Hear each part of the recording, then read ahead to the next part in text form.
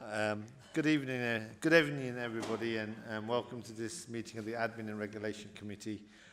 Just a few quick reminders for everybody that's here. This meeting this evening will be live streamed to the public. A recording of the public part of the meeting will be available on the Council's website within 24 hours of the meeting.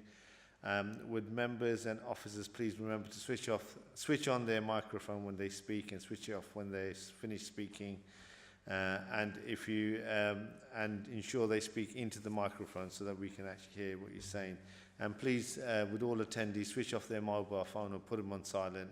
And if you do need to take an urgent call, can I ask that you basically leave the chamber to take that call? So, if you're ready, let's get started. Do we have any apologies for absence? Yes, Chair. Apologies from Councillor Alia Khan.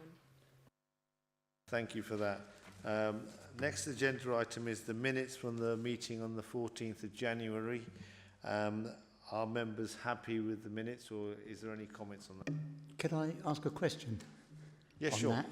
That? I did ask about the licensing for casinos and saying that it's never changed for years, and he was going to go away and find out if it can be changed or was anything happening. I was just wondering, really out of curiosity, if you've heard anything at all. I've not heard anything about that, but could we just follow that up? Yeah, I can ask my colleague that clerked this meeting to follow up on it and get back to you. Yeah, I'll ask my colleague that clerked this meeting to get back to you. Yeah, Councillor King, we'll follow that up and we'll come back to you with an answer, probably over email. Okay, thank you. And then we've got, is there any items on the agenda affected by Section 106? None, Chair. Thank you. And then disclosures of interest. Is there any disclosures of interest amongst members? Thank you very much. And then, do we have any urgent business? None, Chair. Any references from other committees? Again, none, Chair. If we move on to the agenda item number 7, pages 10 to 16, if I hand over to the presenting officer, it's about the foundation living wage. Thank you, and good evening. As I think you probably already know, we have historically as a council paid a supplement to top up our lowest paid employees to the level of the real living wage. The real living wage is an hourly rate of pay that's set independently, and it's calculated with reference to the cost of living.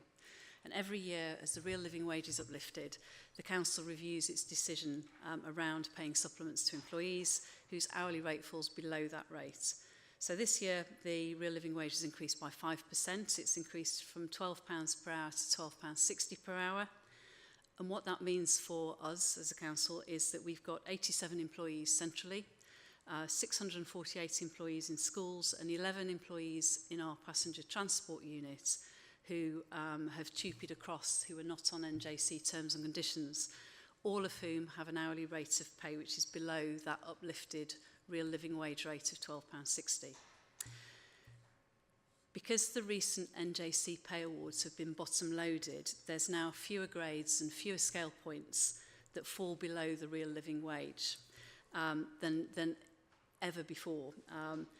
And the differential between the bottom of the NJC pay spine and the real living wage has reduced, which is a good thing. So the supplements that we are needing to pay this year, if we're going to pay supplements, are the lowest that we will ever have had to pay. So for our people on scale point 2, the supplement to bring them up to the real living wage is 34 pence per hour, and for employees on scale point 3, it's 15 pence an hour, that supplement. Whilst we don't know what the NJC pay award will be for 2025 and 2026, nor indeed when it will be agreed, it is likely that once it is agreed, it will most likely eradicate or at the least very substantially reduce that shortfall. So we'll either need to adjust or completely remove the pay supplements. In schools, boards of governors are responsible for agreeing and funding the real living wage within their schools, and I attended Schools Forum in January to share the details of these uplifts and to strongly encourage schools to adopt the real living wage from April. Most of the employees who are impacted by this report are Luton residents. They're our lowest paid employees, and as such, paying the real living wage aligns to our key strategic priority of eradicating poverty. The committee is asked this evening to consider two options: whether to continue to align with the real living wage via the payment of supplements, or whether to decide not to align and not to pay the supplements. CLMT have recommended option 1, which is to continue to apply pay supplements, to adopt the uplifted rate from the 1st of April 2025, and to encourage schools to do the same. Thank you. Thank you very much. Any questions from members? Councillor Nassar. Thank you, Chair. So does that mean if we agree to pay them the living wage, so we don't have to pay the supplement? The supplement would need to be paid to get our scale point 2 and scale point 3 up to the real living wage. But at the point that the pay award is agreed, it's quite likely to, we have to pay the NJC pay awards. That's an unavoidable cost that we've got. And it's quite likely that that will catch up with the real living wage and possibly even go beyond it. So at that point, we just adjust. I don't know if does that answer your question? Really. So, Okay.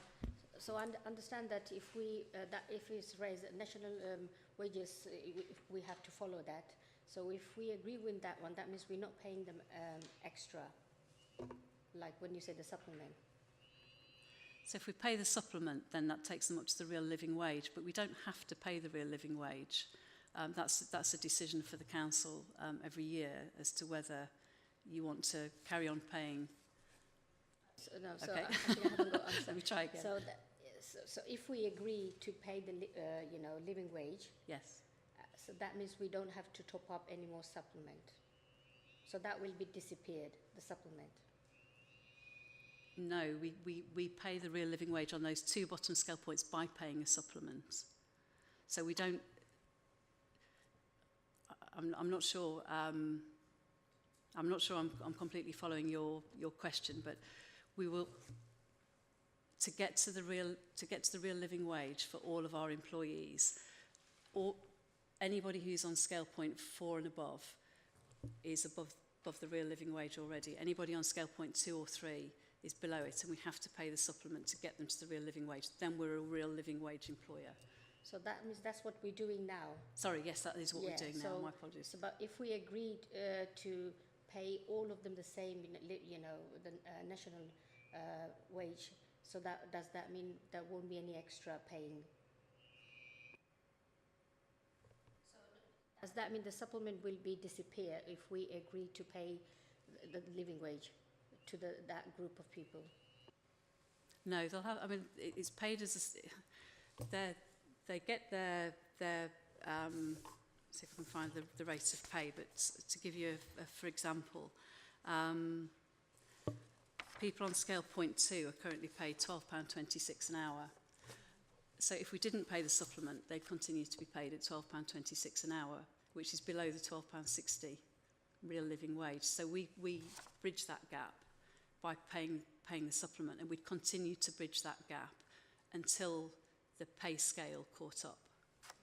So I'm really sorry, I didn't quite get the gist of your question to start with. Any Councillor Keane? I may have missed something in life, but I thought the living wage was a statutory responsibility and we had to keep... Can we opt out? That's the national living wage, which is set by the government. Yeah. Which is that's the national living wage, which is set by the government, is currently below the real living wage. The real living wage is set by reference to the basket of goods and services, cost of living. the national living wage that the government sets is based on a percentage of median earnings, and it always runs slightly below the real living wage. But there is about 15,000 UK employees who subscribe to the real living wage on the basis that it's a better way to pay people in a way that they can afford to live than the national living wage. It's complicated, it is. Yeah, exactly. As confusing as ever. I think, Councillor Keynes, there's a national minimum wage, and this is the real living wage. So there's two different things, and that's what Helen. Any more questions? If not, I've got a couple. Yes, Councillor Adjusol. Thank you, Chair. I'll just say if we want to continually attract the best, and of course meet our target we set for our town, I wholeheartedly support this wage, and thank you very much for it.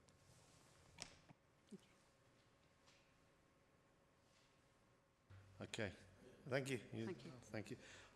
Helen, I was just going to say, are we accredited as a real living wage employer? No, and that's because of the way we take an annual decision to review it.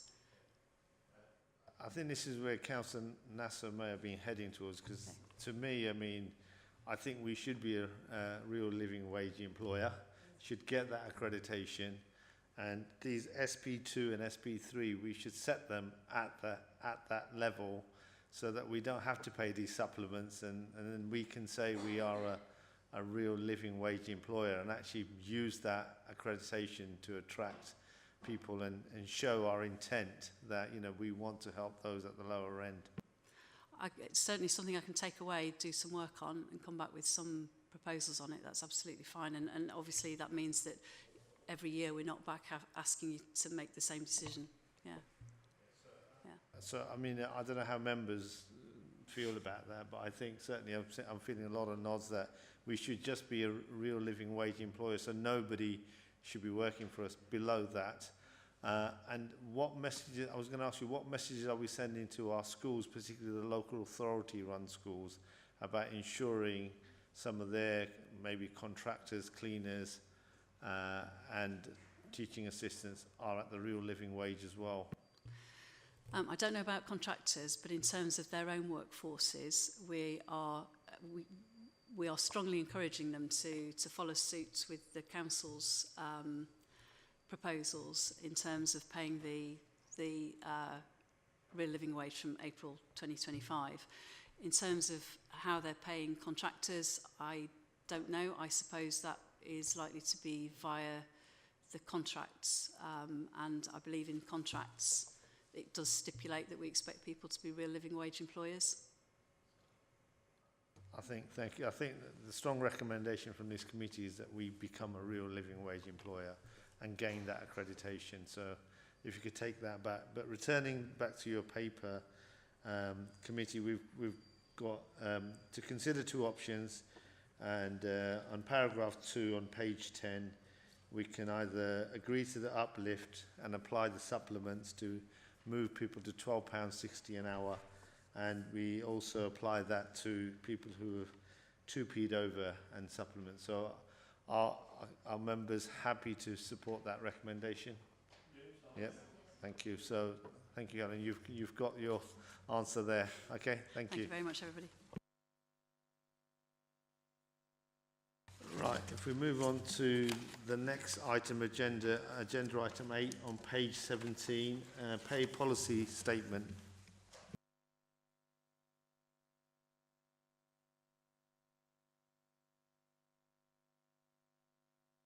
Good evening, I'm Cathy Williams in HR Strategy, and I've been here before to talk about the pay policy statement. It's an annual event. We have to report the pay policy for the coming financial year on our website. It's part of the Localism Act. It's a requirement that we agree our pay policy statement by the 31st of March and then publish it. And I hope you've had the opportunity to read through the statement and the report. This year's statement has some changes on the current statement. Those are outlined in paragraph 8 of the report, but most of the changes are not huge. It's removal of the reference to European elections in respect of payments to the Chief Executive, because we don't get involved in European elections anymore. We've adjusted the senior management job titles, their grading and responsibilities that were in place from the end of 2024. We've adjusted the value of the pay scales as a result of all the various pay awards that have gone through in 2024.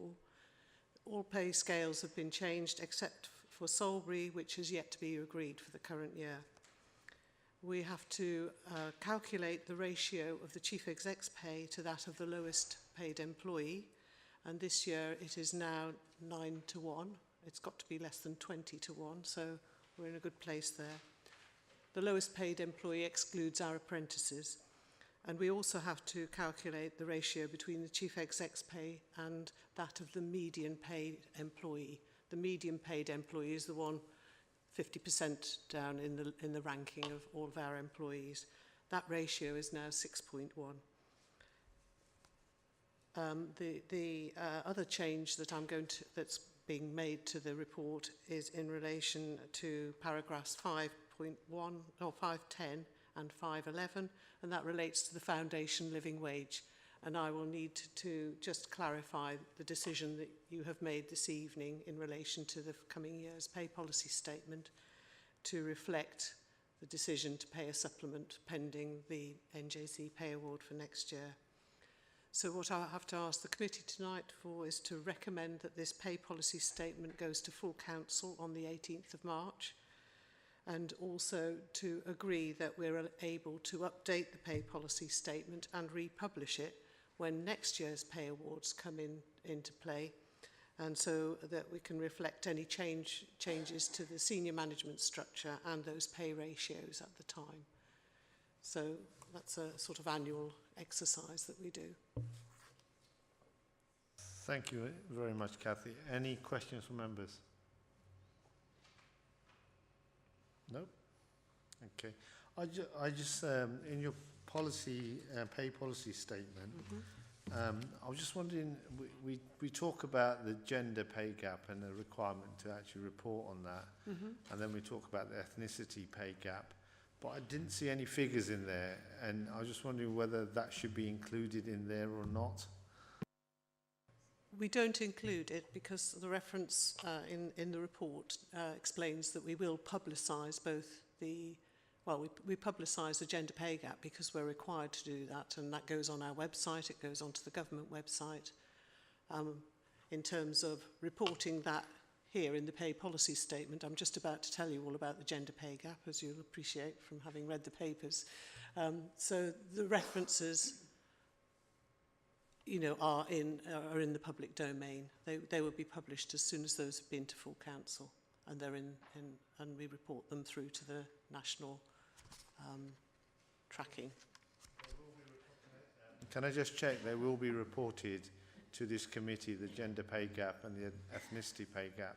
I'm just about to do that. That's next on the agenda. Oh, right. Okay, that's fine. Thank you. Yeah. I was hoping you might have.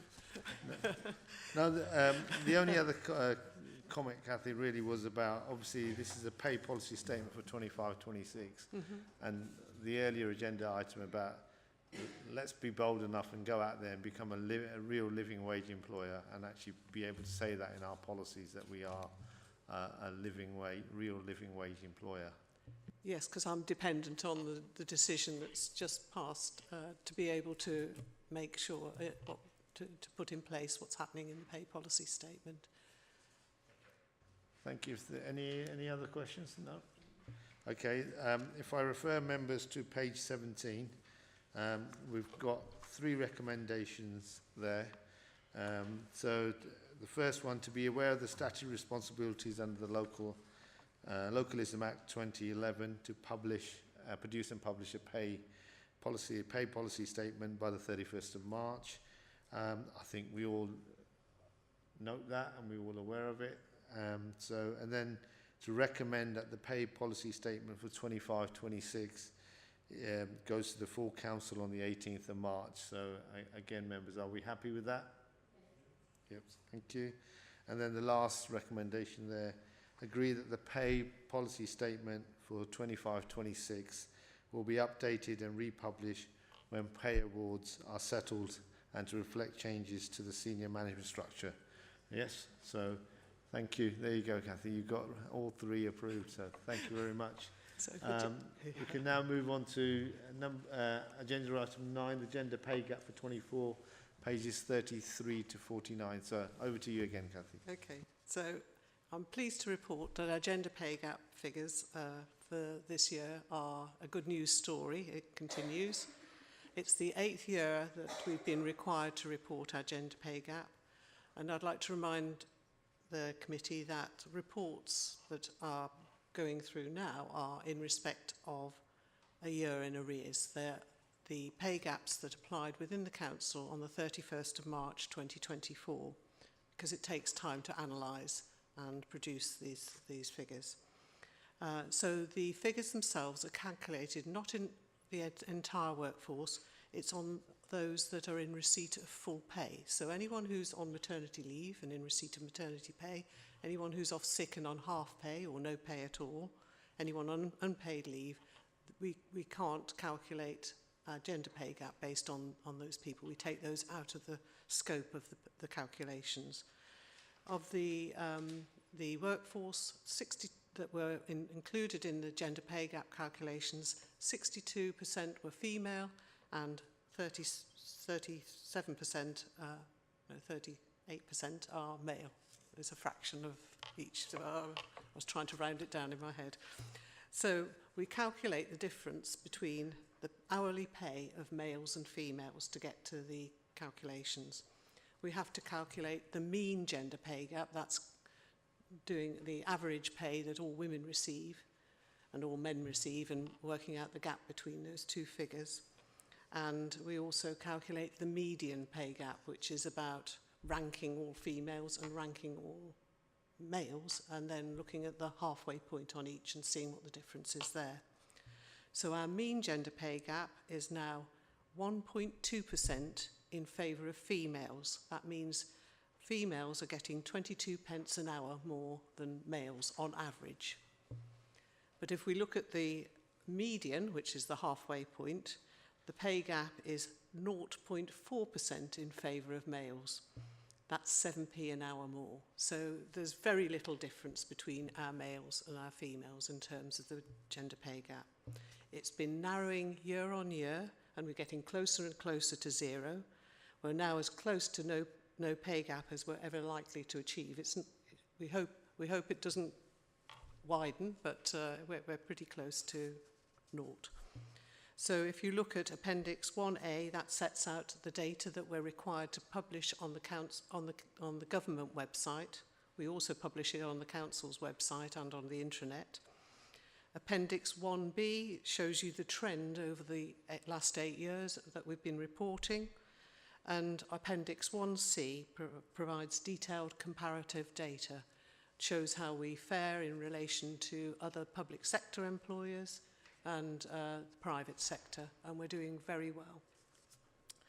So the changes to our pay gap have happened as a result of us developing, promoting, recruiting the workforce in a structured manner. We've had an action plan in place to address all those issues. So we also report on something called the gender bonus gaps. Now, bonus is an alien concept within local government, as you'll appreciate, but payments that we make as recruitment and retention tools come under this umbrella in terms of the government regulations. So for these calculations, we have to look at our market supplement payments that we make to certain sectors of the workforce, and also our long service awards. So long service awards is a payment, I think, of £200 that people, once they've reached 25 years, that's their incentive, they get £200 worth of vouchers to spend. But market supplement payments are made for hard to recruit posts, and the recipients are required to repay that amount if they leave within a period of time.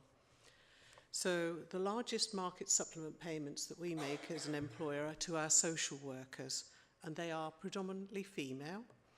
So this means that this year again we are reporting bonus gaps in favour of females. So 64% of bonus recipients are females, so that's almost in line with the proportion of the workforce that we're looking at as being female. So we're looking at good outcomes in terms of bonus gaps in terms of the females. In the report itself, it explains why women are favoured in that respect. We don't know what the effect will be on our pay gaps next year, i.e. in relation to pay on the 31st of March 2025, as a result of Civica's employees reverting back to the council. It might have an effect on gender pay gap. Don't know if they receive bonuses. That's something that will need to be discovered as a result of this year's outcomes. So we're in a very good place with our gender pay gap, and we're going to be continuing with our 3 priority work streams that focus on activity that should help us to maintain those levels. That's recruitment and retention, development and agile working, all of those that help our female workforce to remain in comparison with our male workforce. So what I will ask you tonight for is to recommend the gender pay gap data set out in that report for submission to full council on the 18th of March, so we're able to publish by our statutory deadline on the 30th of March. So we've got a deadline where we have to put it onto the government website, otherwise they might wrap our knuckles and charge us some cash. So I'd like, please, for you to agree to this goes to full council on 18th of March. Okay, thank you very much, Cathy. Any questions, comments from members? I was just going to say, Kate, thank you very much for this data. It's really positive and it's really good. If you look how we compare against the private sector and the rest of the public sector, we seem to be in a very good place. So well done to everybody, and whatever you're doing is working. So thank you very much. If I refer members back to page 33, we've got 3 recommendations there. The first 2 are really for noting, and our members happy to note that. And the last one is recommend that this gender pay gap data is reported to full council on the 18th and published. So are we all happy with that? Yes. Thank you. Thank you very much, Cathy. If we move on to the next item, which is agenda item 10, which is about the ethnicity pay gap, pages 50 to 63. So over to you again, Cathy. Right, ethnicity pay gap. So I'm asking the committee to note the outcomes on this particular reporting. We're doing this reporting as a result of a request made by this committee 4 years ago that we started to look at our ethnicity pay gap, and also to look at the pay gap for our senior members of staff.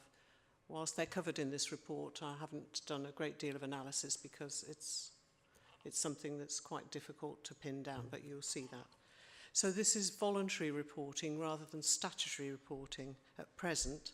But for those of you who've heard about the Employment Rights Bill that's being introduced by the new government, a feature of that Employment Rights Bill might be to extend statutory reporting to ethnicity pay gaps, also disability pay gaps, and there may be other pay gaps. But we'd started this, we're in advance of the government in looking at this aspect of our pay. So we use the same data that is captured for our gender pay gap because there aren't regulations setting out what we must do. We've used the same data but just looked at it in terms of ethnicity, and we're looking at it in terms of the 2 main ethnic categories that the workforce is comprised of. That's the white employees and the ethnically diverse background employees. So the same limitation as we have with with gender pay gap in terms of the data being on the 31st of March last year apply in this case, and it's limited again to those in receipt of full pay rather than people who are only on partial pay.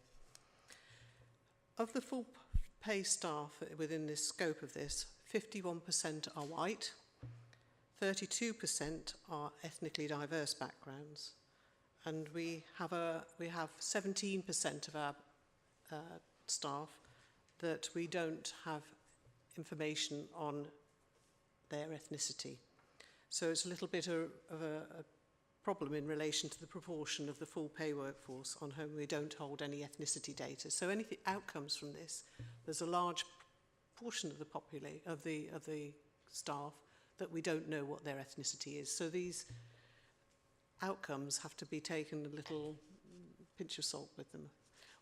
We're looking at where the gaps are in terms of the employees that we don't know, and it might be as a result of system changes that we've had to our iTrent system, as gaps have been identified amongst recent recruits. So there's a large number of the gaps are with recent recruits to the council. So we need to plug that gap, and I'll go into that. So looking at overall at the ethnicity pay gap, it's narrowed by approximately 1% for both the mean and median pay gaps. Both have been reduced, I think, by 1.1. We're looking at the mean being 6.9% in favour of white employees. That's £1.37 an hour for those who like the numbers in real terms. So white employees get £1.37 more than an ethnically diverse background employee. The median, which is the halfway point, it's 5.9% or 89p different in favour of white employees. Oops. We also calculate ethnicity bonus gaps, and those have reverted to being in favour of our ethnically diverse background employees. So as with the females on the gender pay gap, it's our ethnically diverse background employees who have a greater proportion of a bonus. It's mainly for the same reasons. 40% of the bonus recipients are ethnically diverse backgrounds. So when we've got a workforce that's 31% that are ethnically diverse, but 40% of them, of the recipients, are ethnically diverse, you can see that there's a larger proportion that are in receipt of the bonus, which, as you know, is the market supplements or the long service award. We recognise that we've got more work to do with our data in terms of its categorisation, its adjustment and capture, and it's incomplete due to system difficulties. We've been switching our recruitment system from one to another over the last 2 years, I think that's right, and so we're going to do a little bit of a back job to make sure that we capture that information. So in terms of recruitment, we've got a robust process that ensures that the best person is appointed to the role. So we've concentrated on potential applicants. We've looked, sorry, I've missed a bit of my speech here. So we're going to do a data cleansing exercise to capture that missing sensitive personal data. So we know who it is that we don't have ethnicity data on, and we'll be targeting those people. So our EDI strategy of the people strategy outlines the initiatives which have the potential to have a positive effect on our EPG in the future years. And these include work experience around that's centrally organised, recruiting for potential, raising the profile of the council locally and attracting candidates from hard-to-reach groups by having community job fairs, engagement with youth groups, schools and university and veterans groups. And we're focusing on growing our own by developing additional career pathways. So that's what's in place around ethnicity. In answer to your question about will we be publishing it, I believe that this year, we haven't in previous years published data on ethnicity pay gaps other than through the committee system. So it's there in the public domain, but we haven't highlighted it or advertised it on our website.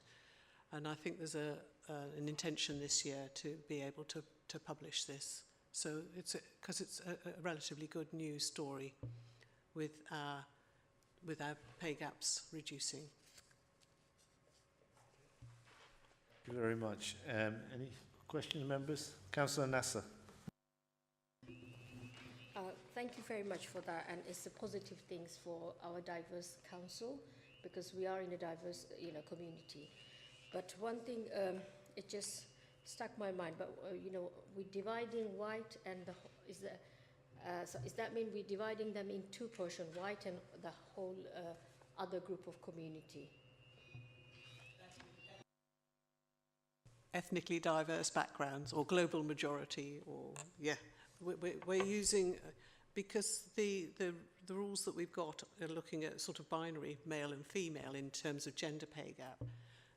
We're at the moment, there are so many categories under the census in terms of different ethnic backgrounds. We haven't got a steer from the government, and that might come through the Employment Rights Bill, that we have to perhaps look at those who are Black, African, Caribbean background versus Asian background. At the moment, all those ethnically diverse backgrounds are conglomerated, if you like, into the non-white. So it's a sort of binary That's what it, arrangement. that's what it says. And this is going forward. It's a good step, but we still have to wait for what you said about the 17%, which we don't know about there. Thank you for that. Yeah, we want to close that gap on the information that we have or that we don't hold. Employees have the option to say that they prefer not to say what their ethnicity is, and there are a proportion of our workforce that to take that option. But I'm looking at the blanks, the ones that we don't hold any information on at the moment, as a means of addressing that as a priority. Any more questions? Councillor Mead. On the issue of those people who haven't declared their ethnicity, 14%, are we doing any work to try and decrease that percentage? Looking at the questions, asking people why aren't they prepared to disclose? It does seem rather high. It is, and this week I've drafted an email that will be going out to target those people. You have to be very careful, because sensitive personal data is exactly that, and we're not, that isn't something that everybody is privy to. So to target those people, I have to explain that this is, part of what the council's trying to achieve, and that their information stays between HR and them, and it isn't, their managers shouldn't know about it. This is their preference, but I have to use it for the analysis, and it's anonymised when I do the analysis. I don't look at it, but there's a piece of work that we're undertaking at the moment to address, in particular, those 17% that we have no information on. Okay. Thank you. Any more questions? No. I just had one, just as a matter of more information, really. You said 55% is white. Does that include, what about Eastern Europeans? Would they be classified as white, or would they be, was it white British? Do we break that down further? The way in which individuals put it onto the system, it will capture whether they're Eastern European. I think that's one of the categories, whether you're Roma, whether you're Gypsy. There's separate categories, whether you're mixed race, and whether that's white and Asian, or other configurations. There are multiple streams, and that's part of the difficulty of doing the analysis. We have to look at white and non-white. I think the Eastern Europeans will come through as white. I think it's one that is categorised as white Eastern European. But we've got a multitude, and we're going to look at perhaps bringing our categories in line with the census information, so that we're not working on a different platform to what's there in government circles, because we don't know what the Employment Rights Bill is going to require us to do. The former government had set out some recommendations that you should start looking at your ethnicity pay gaps, and they'd suggested taking different groups and comparing one group with another. But there are so many permutations when you've got 20-something groups that you could do that combination, and some of the numbers of people that might be of Chinese think of another one that's unusual. You know, you could have a mixed race of two unusual backgrounds, and the numbers are so low you couldn't make a meaningful comparison. Yeah, I was just going to say, I mean, it looks like a positive report, and we seem to be heading in the right direction with some more work to be done. Have we done anything trying to benchmark where we are with others, or is there no data out there at all? There isn't any data around, like we have the information on the gender pay gap. The ONS publishes that information on an annual basis, and those are their projected figures that are quoted in that report. Because there's not been a requirement to publish it, I think I could trawl around and see what's on other people's websites, but that would be, you know, quite a difficult job to achieve. But in time, we'll find that we're on a comparative basis. I think when the new legislation comes in, you automatically start getting benchmark data. Any more questions? Otherwise, we'll just move on to the Councillor Ambia. Thank you, Chair. On page 56, you mentioned there are like large number of like there's a big gap ethnicity pay, M6 and above band. And, you know, M6 and above band on the page 56. Yes. There's 65% white people.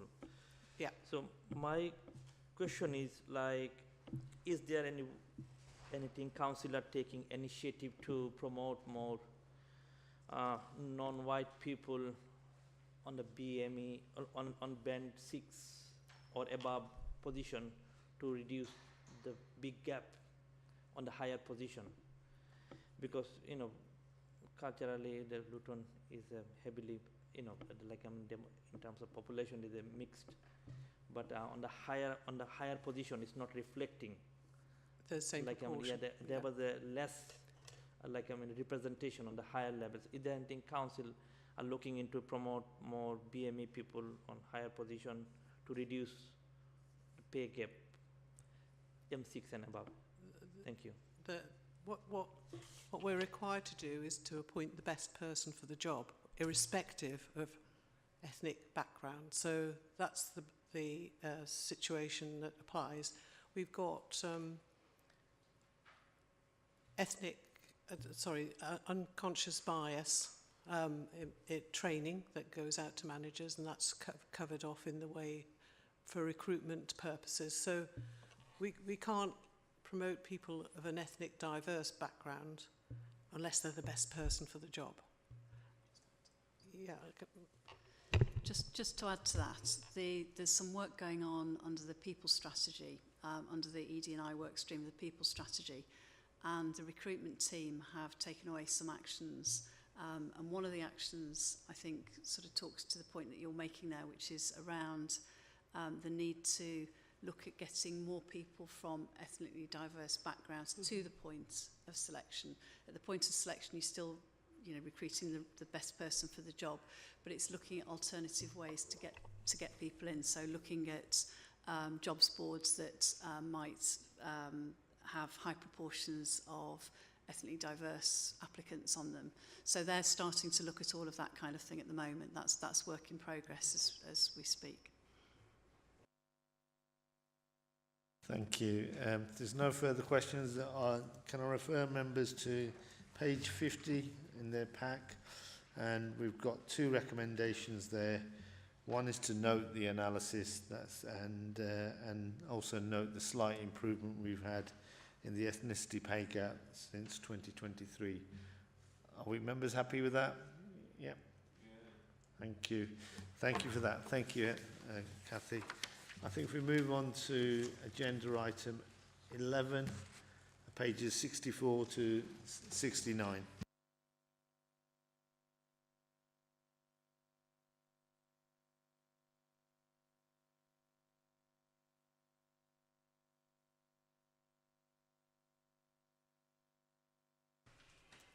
Hi there, I'm Joanne Summers. I'm the Head of Inclusion and Principal Educational Psychologist, so I lead the SENS Advisory Services. I'm here today to seek approval to revise the pay scale and grading of the Deputy Principal Educational Psychology post on the Salisbury Committee scales. This post is a manager of the Educational Psychology team. In November 2024, when I was last here, Admin and Regs agreed uplift in the EP salary scales and the senior EP salary scales.